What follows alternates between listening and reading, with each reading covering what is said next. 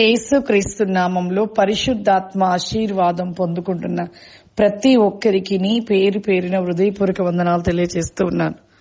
సామెతల గ్రంథము 17వ అధ్యాయము 10వ వచనము, బుద్ధిహీనునికి 100 దెబ్బలు నాటునంతటి కంటే బుద్ధిమంతునికి ఒక దెబ్బ మాట లోతుగా నాటును.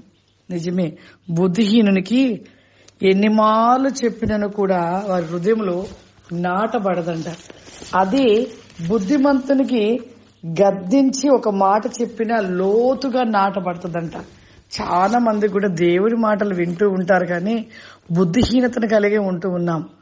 బుద్ధి కలిగిన వారిగా ఉండలేకపోతున్నాం. బుద్ధిహీనత ఎలా, ఎన్ని మాటలు, ఈ యొక్క చెడు పని చేయకూడదు, పాపము చేయొద్దు, నిత్యము ప్రతిరోజు ప్రార్థన చేసుకోవాలి, ఇలా ఎన్ని మాటలు చెప్పినను, ఎన్ని వాక్యాలు వినినను, ఎన్ని యూట్యూబ్ ఛానల్, ఎంత మంది దైవజనుల మాటలు వినినా కూడా మరలా వింటారు, కానీ విని వాటిని విడిచిపెట్టి వారు చేసే పనులు చేస్తూనే ఉంటారు, పాపం చేస్తూనే ఉంటారు, ప్రతిదీ చేస్తూ ఉంటారు. మరలా ఎన్ని మార్లు వినినా కూడా ఆ మాటలను వినలేని వారిగా ఉంటూ ఉంటారు. అందుకే ఆయన బుద్ధిహీనుడంట. ఎన్ని మార్లు చెప్పినా తన హృదయంలో ఆ మాటలు నాటపడం. బుద్ధిమంతునికి ఒక గద్దింపుతో చెప్పగానే వెంటనే అది నాటుకొని పోతుందంట. మన జీవితంలో దేవుని మాటలు ఆ విధంగా ఉండాలి.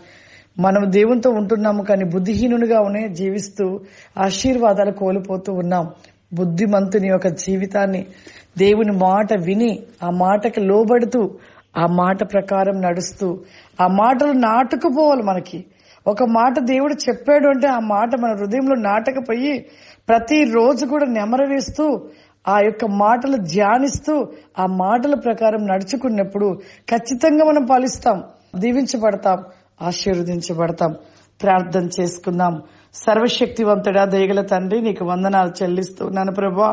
పరిశుద్ధాత్ముడా, నీకు వందనాలు. Vision not the glory, come the my Holy Spirit. ప్రభువా, ఈ దినము ఈ యొక్క ఉరికోసి కమాందరి శూరిలందరి కోబాసి కౌరిమా, ఈ యొక్క పరిశుద్ధాత్మ ఆశీర్వాద ప్రోగ్రాం చూస్తున్న ప్రతి బిడ్డను దీవించి ఆశీర్వదించి ప్రభువా, ఈ దినము విశ్రాంతి దిన ప్రతి నీకోసమే ప్రతి ఒక్కరు మందిరమునకు వెళ్ళుటకు వారి హృదయ వేక ప్రికాసి కాంది మైకెనిక ఫౌరిమా, అతి వేకమైన నీ వెలుగుని శక్తి జ్ఞాన వేకమైన మీకు ఆశీర్వాదము దయచేయమని యేసు నామం నడుస్తున్నాను తండ్రి. ఆమేన్. God bless you. దేవుడు మిమ్మల్ని దీవించును గాక. ఆమేన్.